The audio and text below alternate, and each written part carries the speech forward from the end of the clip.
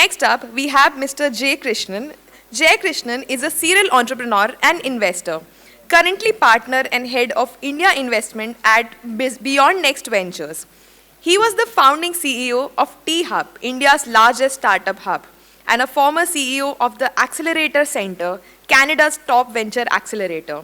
With venture experience at SRI Capital and Mantra Capital, Jay has invested across pre-seed to Series A stages. He's also a published author with his Unfinished Business released in 2024. I'd like to welcome you to stage, sir.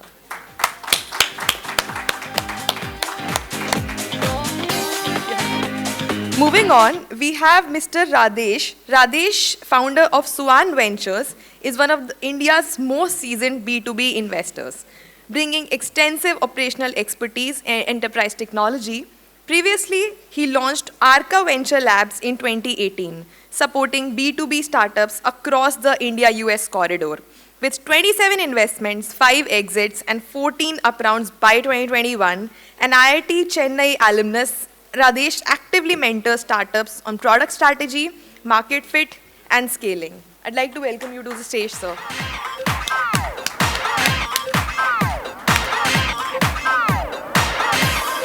Moving on, we have Mr. Rohit, a partner at TELUS Global Ventures, leads investment across innovative technologies such as AgTech, Health Tech, and AI.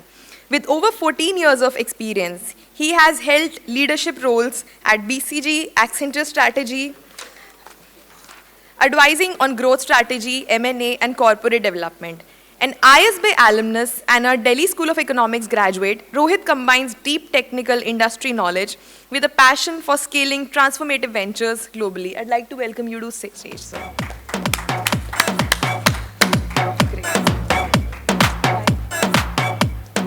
Finally, we have Mr. Sunil Goyal. Sunil Goyal is the managing director and fund manager at Your Nest Venture Capital, a pioneering pre-Series A driving innovation and entrepreneurship. With over 2 decades of leadership experience across Bharti Airtel, Dabur, and Bharti Teletech, he has successfully led transformations, corporate strategies, and global operations. A CFA and a graduate of University of Delhi, he is deeply committed to nurturing startups and enabling India's growth story as a global innovation hub. Welcome to you, Sunil, sir, as well. I'll hand it over to our moderator here, and we'll take it from there, sir. I go to schools a lot, so this is what works. You say good evening, and you say good evening. Good evening. So let's do a quick check. We have 4 very eminent investors here, and I am the voice of the entrepreneur. Ek aadmi, 4 investors. Bahut nainsafi. But how many other entrepreneurs in the room? Raise your hand. How many entrepreneurs in the room? Okay. How many entrepreneurs who are looking to raise funding? Always. Okay. Interesting. So the way we thought we'll structure this is we'll have around 30 odd minutes of conversation with these gentlemen, and then maybe 30 odd minutes of questions. And if you don't have questions, I have lots of questions to ask, and we'll kind of find a way to fill it up. So just as context, I've been an entrepreneur for now 25 odd years, raised angel, friend, family, angel, seed, VCP, funding, many battles, many scars to show, many good and bad things. So looking forward to the conversation. So, one of the things, a lot of my friends are investors, and I keep telling them that it's a good job that they get to rag entrepreneurs for a living, right? Entrepreneurs stand in front of them and say, "Batao, kya ho raha hai?" And you have to you ask any question, I have to answer. Because are you ready to dance? Right? So I have to answer because I want your money, right, as an entrepreneur. So I'm going to play the role of an entrepreneur who's going through a journey, and hopefully we'll have questions. But before we do that, I will do what you folks have figured out as a ragging technique, which is called the elevator pitch. When I got into entrepreneurship, I was told there's notion of elevator pitch. मतलब ये क्या होता है कि अच्छा, first of all, investor मिलता नहीं है. अगर मिल गया in an elevator, and the elevator is going from ground floor to 8th floor or 10th floor, in that much time, can you convince the investor of your product, right? And that I thought was a nice way to rag an entrepreneur. Like, anyway, I'm having trouble to figure out how to meet you. Now that I met you, I had enough pressure कि with 30 seconds में बता दो मैं क्या कर रहा हूँ.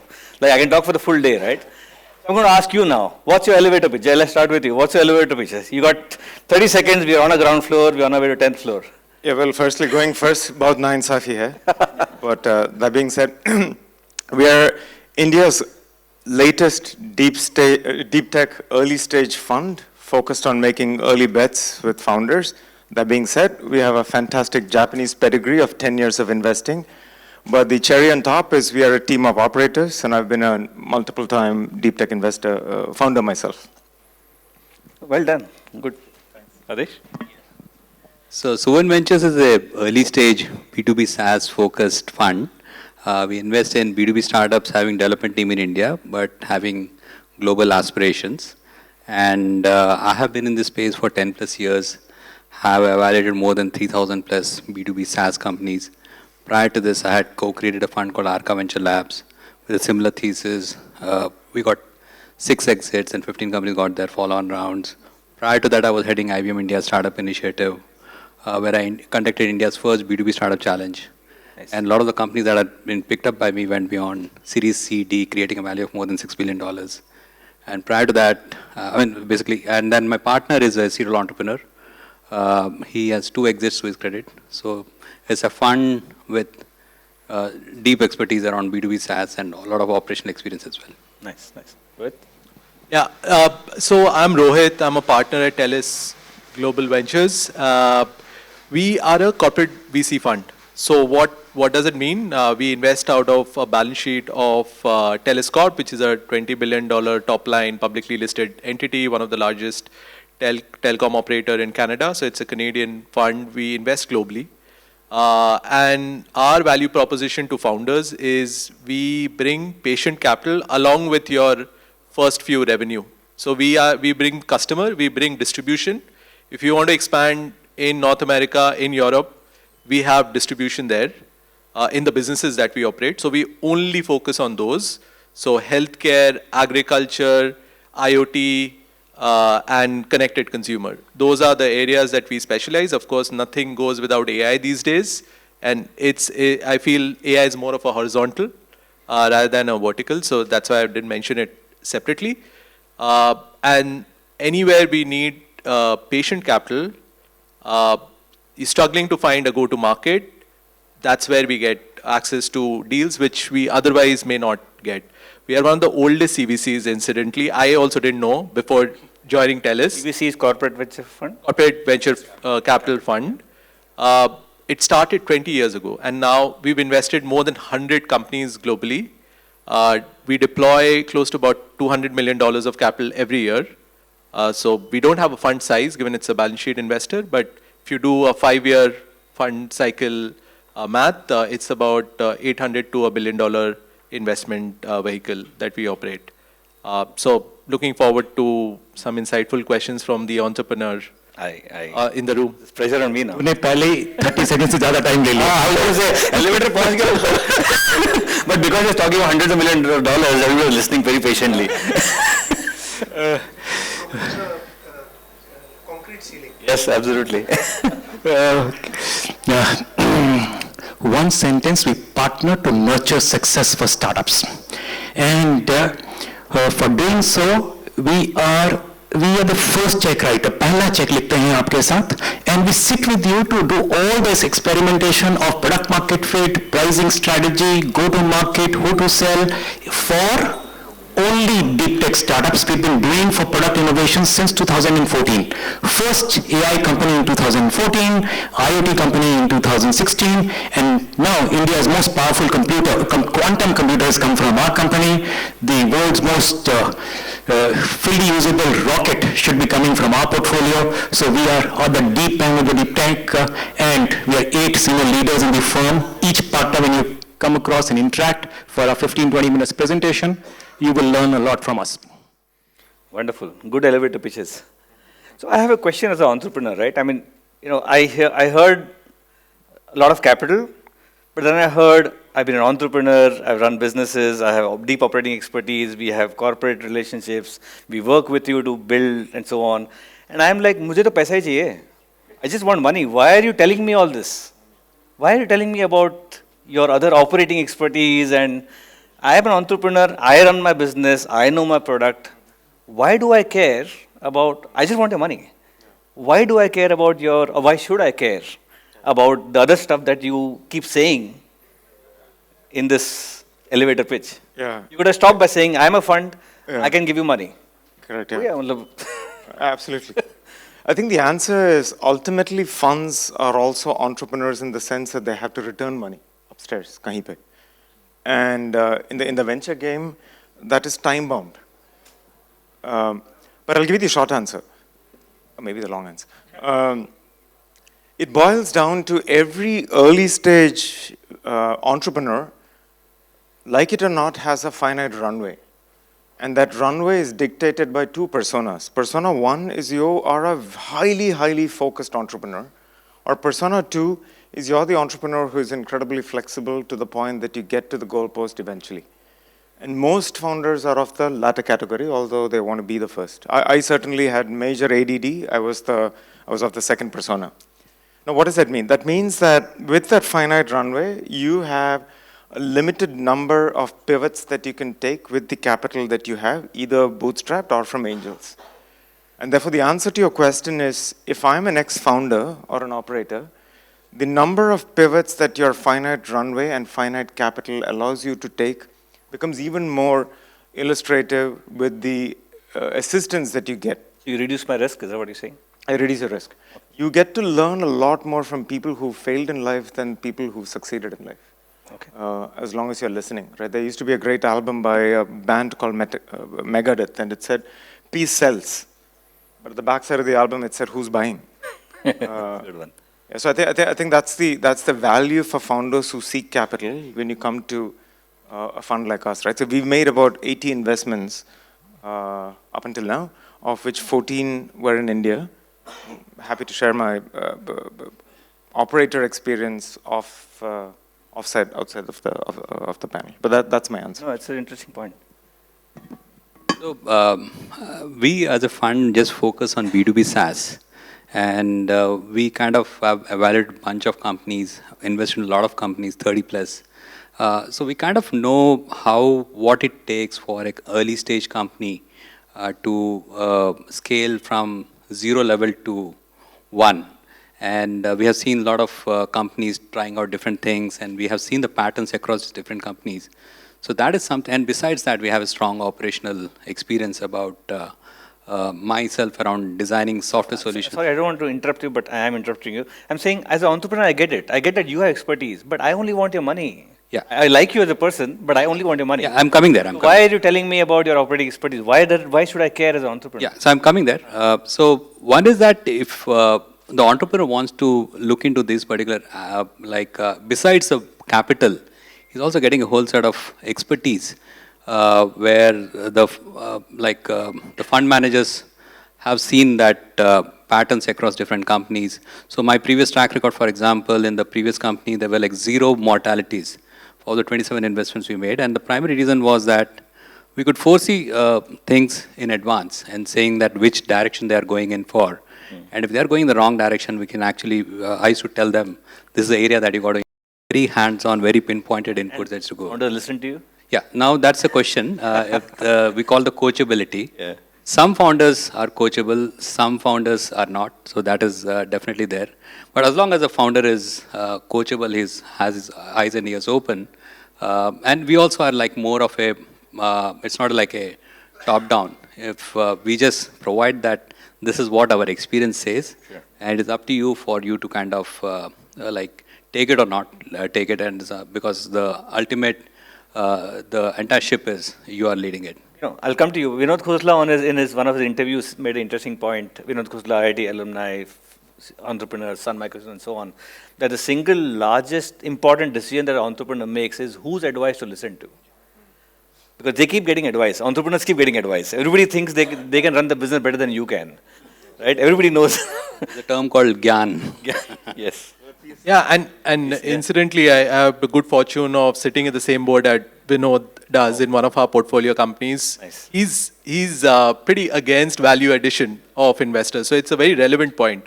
How much investors adds value which is accretive versus not. So you need to know what to listen. That's the classic thing about advice. But I'll keep it's a very interesting question, and I'll keep it short. The problem is, as investors, we diversify our risk across 10, 20, 100 companies. as investor, for those 4, 5, 10 years of your life, that's your single investment, right?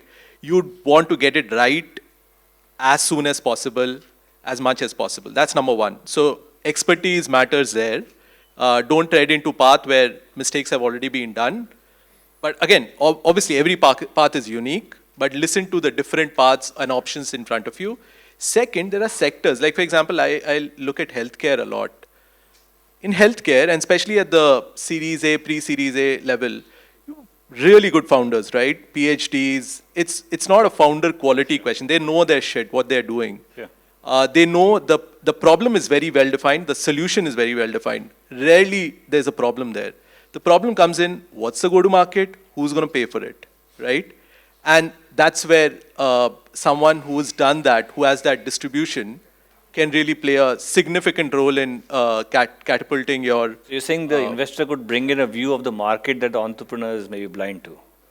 Yes, and at different stages, different skill sets are needed, right? You're a single man when you start. Then you add, or a woman, I'm sorry. And then you add resources in order to build what you're building. You attract people who are attracted to your vision. And so, and similarly, you attract investors who are right for you. So I think that's the only reason why one should. And Sunil, I want you to, because I think you've probably been the longest in this industry across everybody. But, I think I want to build on that. I understand that all of you feel you want to help, you want to reduce risk. We have learned it. But as entrepreneurs, I only want your money, right? I am not coming to you for advice, or should I? Are you telling me that I should, in my parameter, should also have this thing about, can they help me win? Is that something that I should be thinking? See, पैसा लेना तो एक ऐसी बात हो गई कि लड़की देखने जा रहा हूँ, जो भी लड़की मिल जाएगी शादी कर लूँगा. Okay, so लड़की मिल ही नहीं रही है यार, तो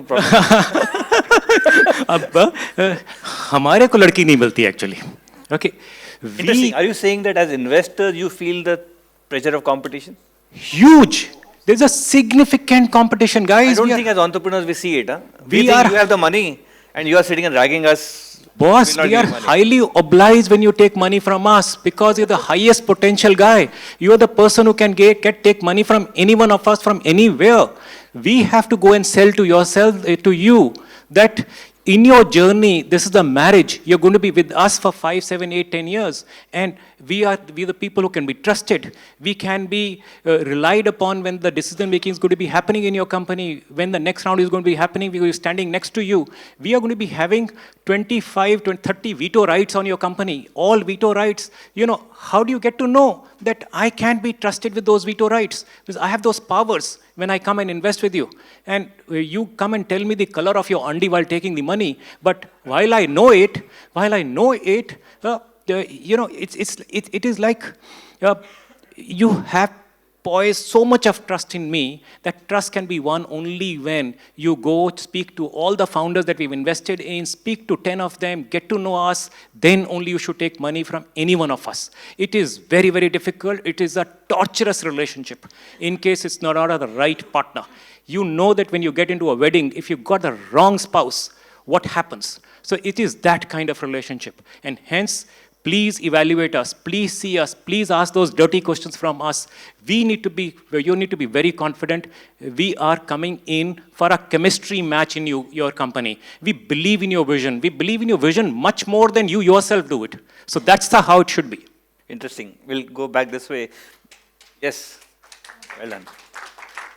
You use the word marriage, but marriage, at least I can divorce. Here, the only time I can get out is if I find another buyer for your shares. So I can't even divorce. Even if both of us agree to divorce, there's no divorce till as a buyer for our shares, right? So it's kind of next level of marriage. Unless there's another buyer or a write off my investment, right? So I think there is that. But I think to your point, as an entrepreneur, you need to understand that the power equation is skewed. You are thinking that you have competition amongst maybe 10, 15 of you. We are thinking, I don't have any money. You are the guy with the money. How can I ask you questions? I mean, how many questions can I ask you? What if you don't like it? What if you say, hey, get lost? Then I am stuck. One. Second, I am running a business.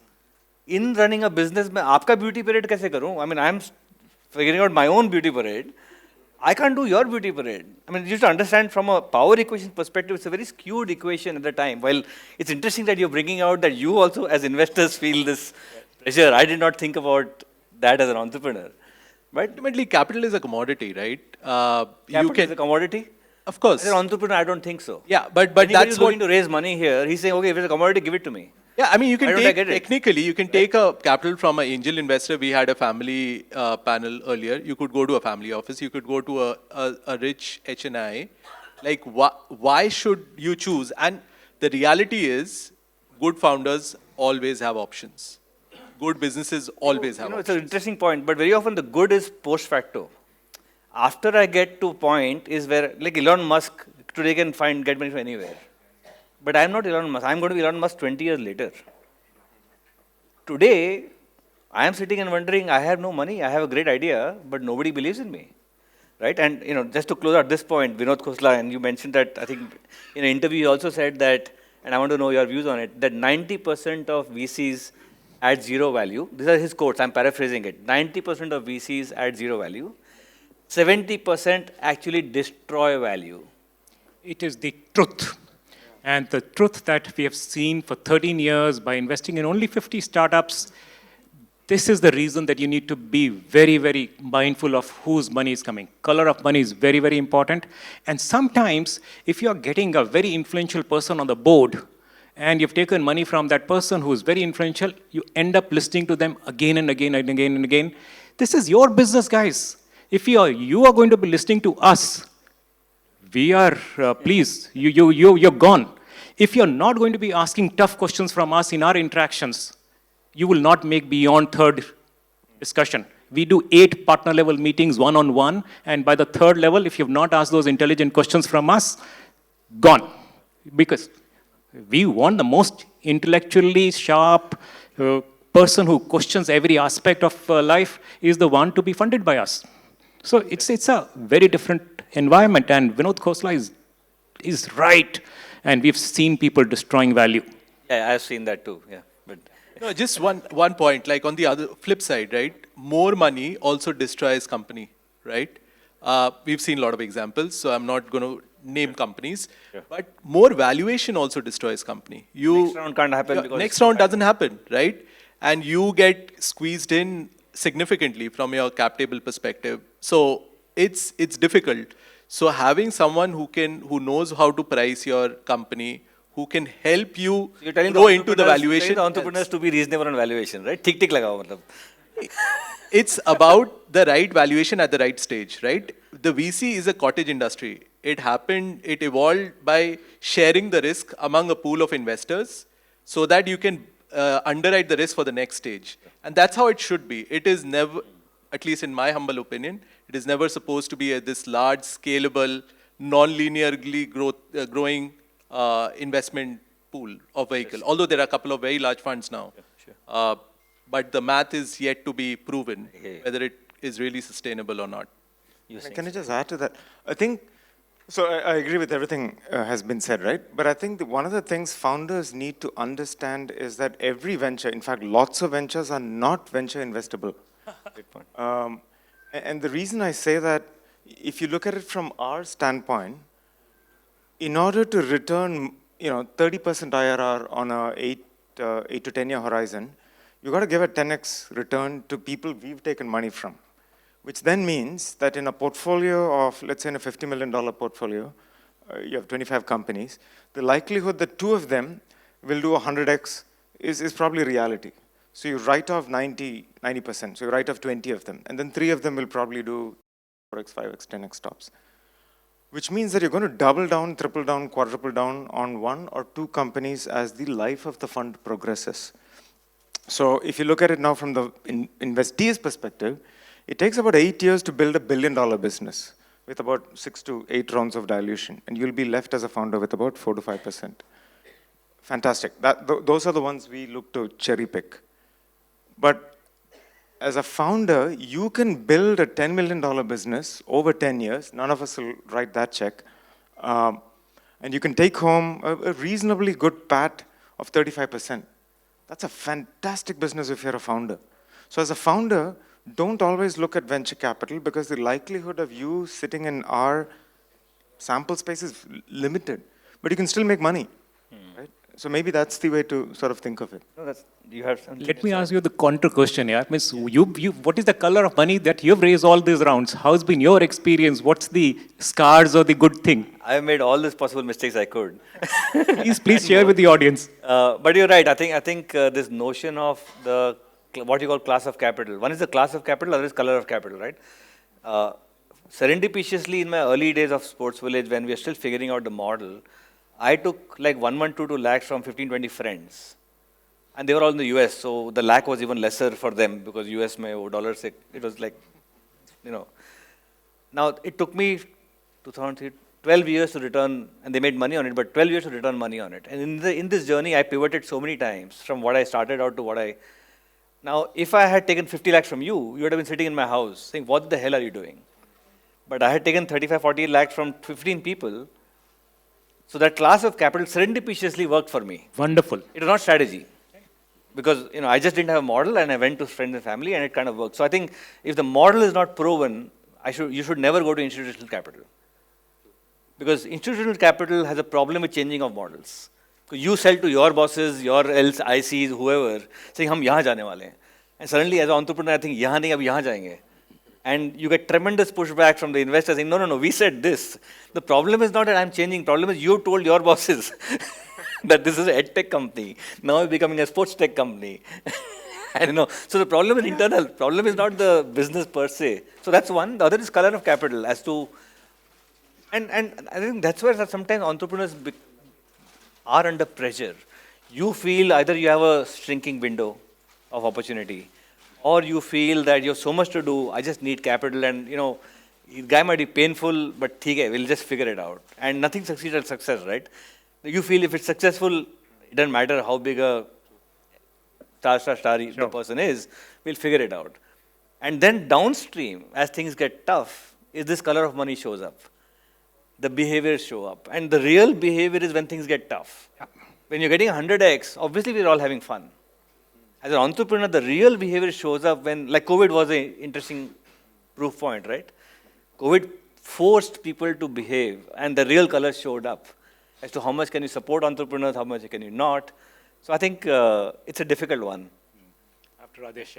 Yeah. So I think I agree with the panelists. So when entrepreneurs are looking for capital, it's also very important to see the chemistry with the investors. And like if they are able to value add, I think it's a bonus point. And as I said, it has to be like a, not forceful. It just can be one of the suggestions that can come up based on their experience. And that's what the entrepreneurs can look into from a value add perspective. And also what we do is that we also make introductions to prospective customers and partnerships, so form partnerships and all that. One introduction in the early stage is super helpful, like equivalent to some 10 introductions when they are in the Series A stage. So yeah, what I want to say is that the chemistry is very important. Also, what is also important that when entrepreneurs are looking for investors, there are a whole lot of clauses that gets accompanied with them. So they got to understand those clauses also before they are entering with the... Yeah, getting a good lawyer. I made a mistake of not getting a good lawyer early upfront. So get a good lawyer, people. You talked about divorce, let me give there's a myth in the system that the entrepreneur must look for an exit and he must have an exit story to be able to keep VCs happy. If you are going to be coming with an exit story, at least some of us won't fund you. Any problem in the world, even a lifetime, is not sufficient to solve it. So once you've chosen to solve a particular problem, please be at it for your lifetime and keep building, because you're the only one who have been able to find a model to solve it. So please, go ahead, do it. What we want as VCs is that you should do so well that at least after 5, 7, 8 years, you should be able to find another person. We have played our role at the pre-series A or a seed stage, get somebody else to buy our stake. That's all. This is the only thing that we are wanting from you. You grow, but if you have taken money from a venture capitalist or a private equity capital or a formal institutional capital, you please make a process that while you're growing in the next round, you're able to offload part of the people who joined you in the early stages. Sure. So let's now, we have maybe a few minutes to dig deeper into the actual process. So let's say I'm an entrepreneur, I've got an idea and a team. right? Again, elevator responses. I got an idea and a team, and I come to you. What are you looking for? So maybe if I start with you. What are you looking for? What will you fund me? What will you say, hell with you, get out? One word, insights. What unique insights you're having, and are you building and working on those insights?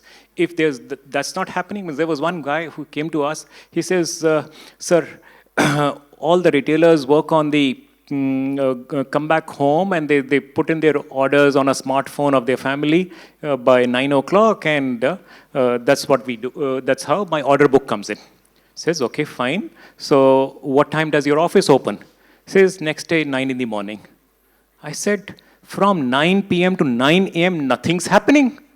You ever got an insight? You should be opening your office at the 10 p.m. and get onto the dispatch system. So it just doesn't work.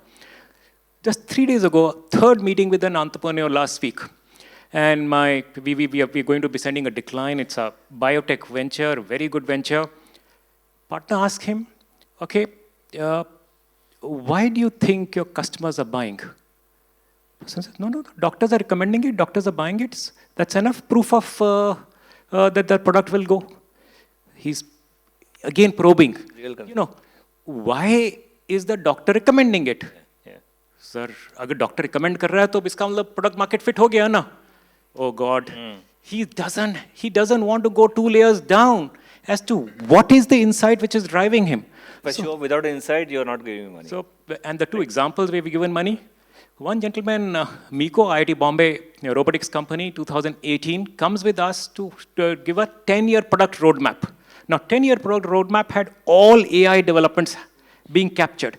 AI will do this by 2020, 24, 25. This is how my product roadmap is going to be looking like. It was easy for us to write a check for a robotics company, now customers in 140 countries. Second, IIT Madras gentleman comes to us on a paper product. The person says, I will make a 15 minutes rapid recharge of the electric vehicle battery, which takes 6 to 8 hours. We said it has never been happened in the world. It's written in the physics books that you put in more bijli onto the stuff and that will charge faster, but it will blast. Well, he had a very simple solution. He was sending the air-cooled water also along with the electricity. So in 15 minutes it was charging, but it was only on paper. We invested. Why? Because this guy had a business model also around. How every charging station will make money, how he'll make money, everything culled out to the last penny. You're looking for depth. You're looking for depth of the... Depth. What about you? I'll take those examples and try to put a framework because everyone's situations is unique, right? So we see two things, and we look at more growth stage and slightly more product market fit is there or not. But essentially, you need a great team, right? Are you the best founder to do this? We need a value proposition for all the stakeholders involved. Like, why is the doctor buying it? Why is the patient using it? Why is the hospital okay with doctor prescribing it? Whoever is the stakeholder involved, is there a good value proposition that is there? Is there a business model? Can there be money to potentially to be made, right? There are certain businesses where initially you don't make money, which is okay. The third is your value proposition differentiated, right? There could be 100 other people doing the same thing. What's special in what? That's where insights come in, right? What's that special secret sauce that you're dialing in? So all that gives you a right to exist, right? Which is a great situation. Yeah. Like a lot of companies have these missing bars. Then comes the right to sort of win, right? What are the defensibility? What are you doing today that will give you a defensible moat, let's say a year's timeline before a new guy coming in, raising money and doing the same thing that you're doing, right? Is your business model fundamentally counter positioned against an incumbent? What do you mean by that? If the incumbent does that, it harms their own business, right? Your classic Salesforce story, how they sort of took on the incumbents. Or there are multiple other, I don't want to belabor on the point, but that's what I think investors look for, simple. Radhesh? So we are an early stage investor. So here are some of the points that we look out for. They need to have at least their MVP in place. And is that You are a SaaS investor, right? So you need a software that is already exactly, there. exactly. So that's one. And then we also look into if they have aspirations to go global. They may If currently. I don't, you will not look at me? So if you're just focused on, let's say, an Indian market where the total addressable market is not that big, so we will probably not look into it. So global aspirations and then large total addressable market. And founder is extremely critical in terms of when we are What is evaluating. a good founder? So one who probably, so there's a founder market fit, that's a new term that has come up basically. PMF is now FMF. Wow. So basically saying that the product that he or she is working on, do they have the relevant experience for that? So that's definitely a value add and a positive thing for us. But besides that, I think the most important thing is that I think the fellow panelists have also shared that, but the way they are articulating the solution and whether they have that insights, which I think both of them had mentioned, are they having that? And then basically we look into the differentiation that they can bring into the table.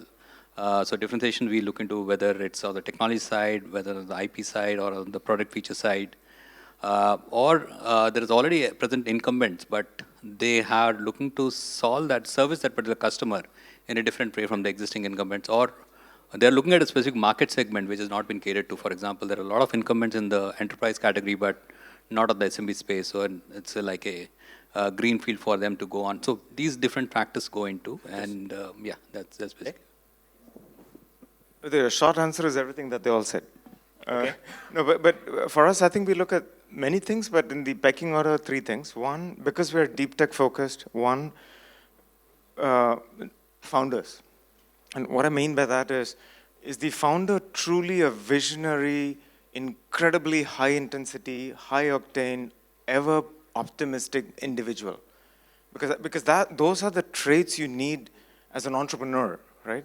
You don't want to be the one pessimistically coming and pitching to us, because that's us. That's our role, right? To dissect things.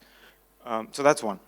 The second is the size of the market. I think it's very important, because can you navigate your way towards filling spaces in the market as you grow? Going global is certainly part of that. And the third thing that we look for, given who we are, is there a Japanese angle?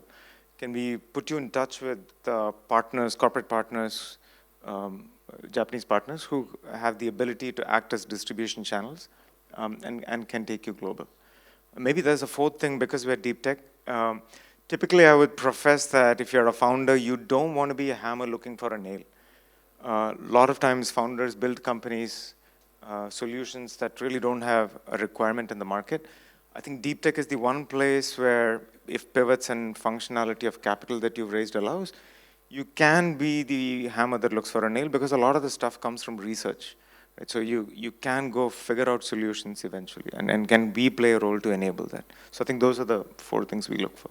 Yeah, please. And, also, we look quite, we are also focused on the demonstration of the particular product. And Demonstration, you mean demo or demo. market customer, side? Actual demo of the product, of MVP so far they have built. So that gives us a lot of insights about the way they are thinking, and then what they're able to demonstrate. A lot of things happen is that when they're doing the pitching, it's extremely brilliant. But when it comes to demo, it's like way opposite. So that also kind of eliminates a whole lot of the chances of. No, it reminds me, I was once in a tech venture earlier, we were demonstrating a product which had some router and all, some light had to become red to green, okay? So it became red to green, and we said, oh, look, it's working. So I remember this guy got up and pulled out the plug. He actually pulled out the cable, and the green became red again. So I was like, what are you doing? He said, no, I want to check, because we see a lot of demos which are all canned. Right.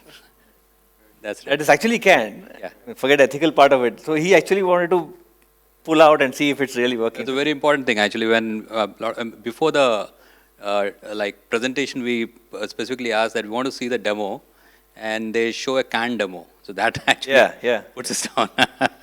We're going to have some minutes for questions. Some questions, yeah. So you had? Some questions better. Yes. Yes, somebody had a. Okay. Here.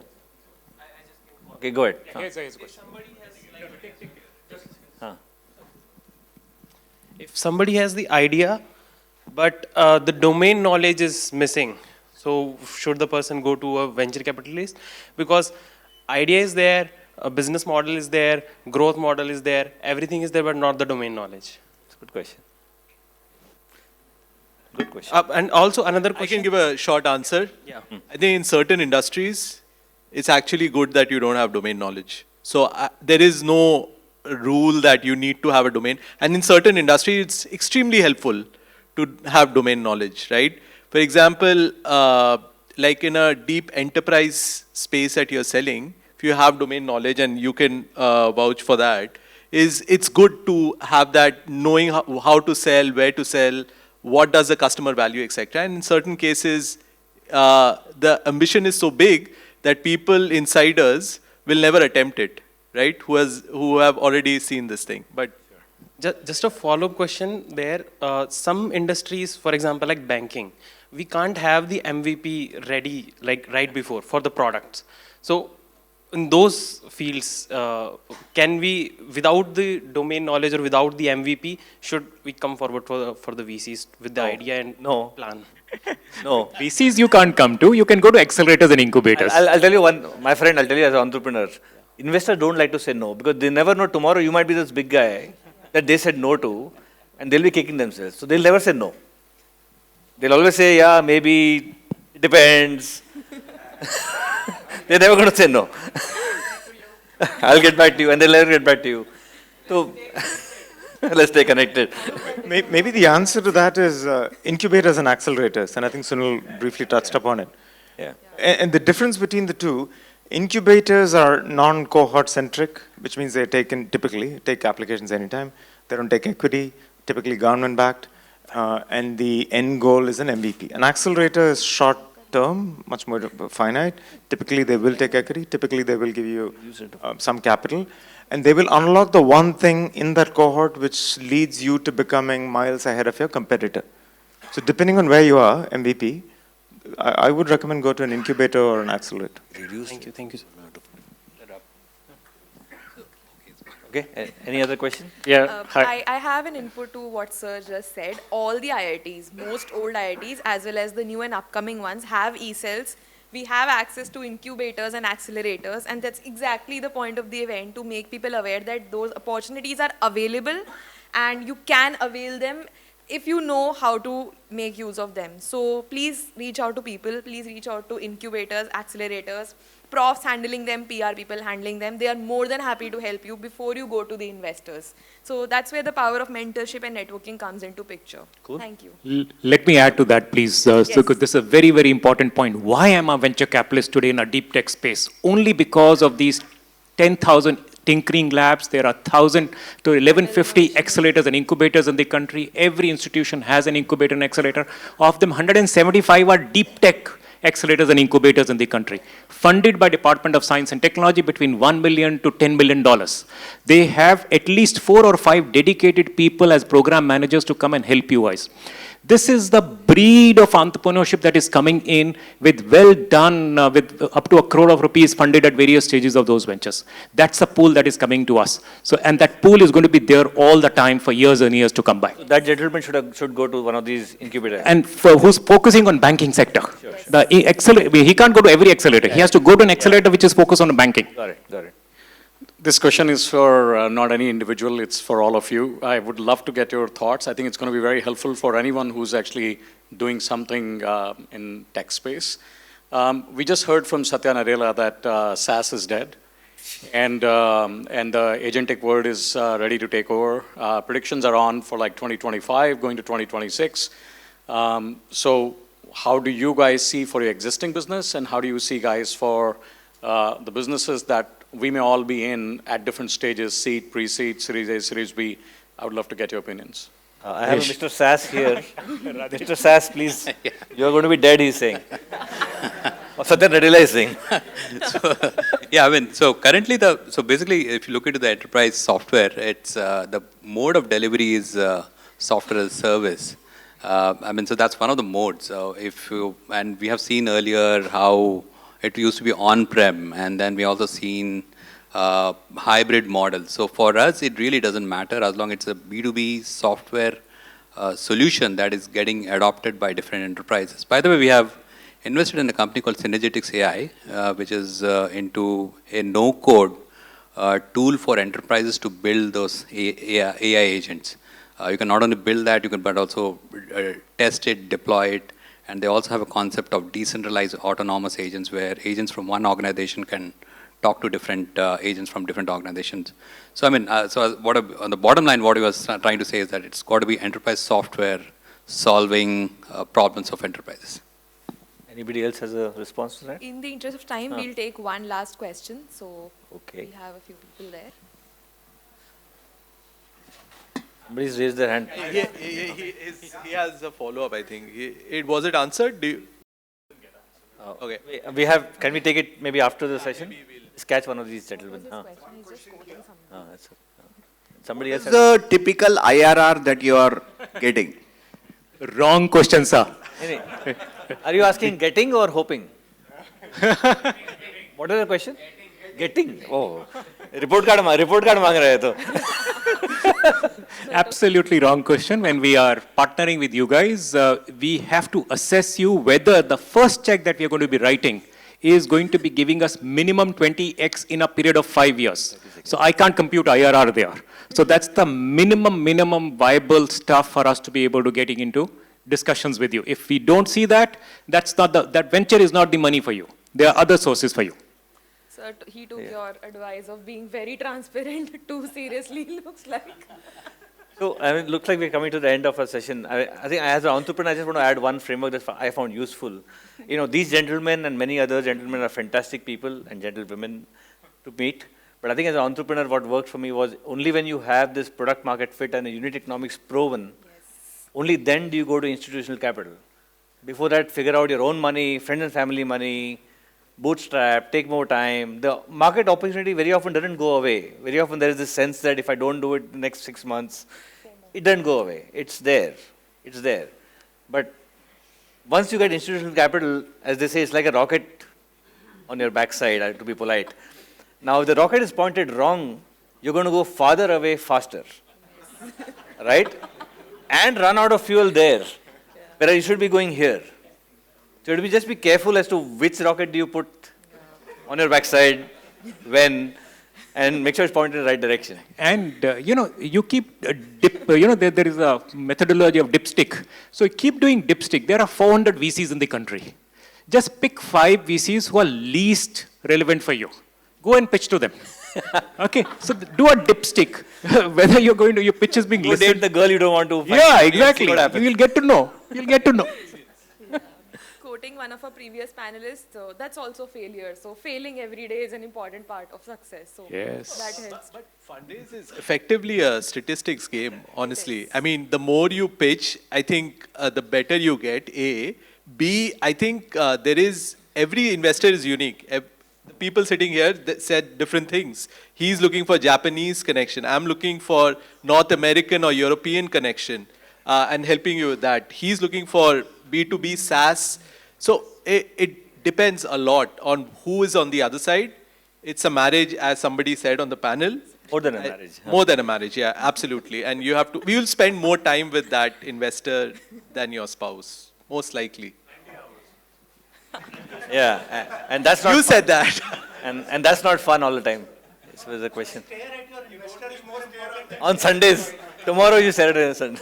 Okay. Somebody had, we have time? Super quick question. Is the Indian VC industry as well documented on Crunchbase or similar platforms? Is the Indian VC industry as well documented on platforms like Crunchbase, where we can look at the sequence of fundraisers for a particular startup and the deal size? Absolutely. PitchBook, the Crunchbase, there are at least 4 or 5 such platforms where you will find every possible data of ours there. So we want to be as transparent with you guys so that you have all the information on us. But as an entrepreneur, I'll tell you, please reach out to the entrepreneur community. Because the entrepreneur community has information that's not on Crunchbase. That's what you want. That is what you want. You don't want, see, IRRs might be great, but they might be jerks. उसके लिए शब्द है, polite word. You know, there is a right word for this. The bro community of founders is the most reliable community. Yes. Okay, Yes. Go reach out to the bro community. That community of founders, they will always tell the truth to you. They will tell you Yes. that who to not to take money. Yes. And we have also now become very intelligent. You know, sometimes an investor called, the family office called me. Sir, this money, this founder has reached out to me for me to invest in my company. I said, यार उसपे मत देखो यार, एक दूसरी company बताते हो उसको देख लो. Now, in the first few years, we did the mistake of letting the family office invest or overlooking, okay, he's investing, let him talk. Now we don't, because we know our internal portfolio, what's the state. So we can easily walk away from some of the companies. Yeah, so on that good note of entrepreneurs watching out for each other while the investors are here to support us, thank you everybody for a wonderful conversation. Thank you. Thanks all for your thoughts and for being so transparent with all of us. I'd like to invite Tarun sir to facilitate the panel and to present a small token of appreciation on Pan IIT's behalf here. Thanks, Kriti. No, before I move, I mean, I can't help, having some compulsory class participation. So, both the panels that you have heard, in the last 2 hours, it's like, knowing you want to write an exam and you are trying to read the mind of an examiner. When you write, a board exam, the board is giving exactly the sample question paper to all the examiners, and you will be consistently, graded. Doesn't matter whether, it is the examiner is in Coimbatore or Lucknow, it doesn't matter. But here, as we just saw in the last few minutes of the discussion, these examiners are very different. Okay, they're very different.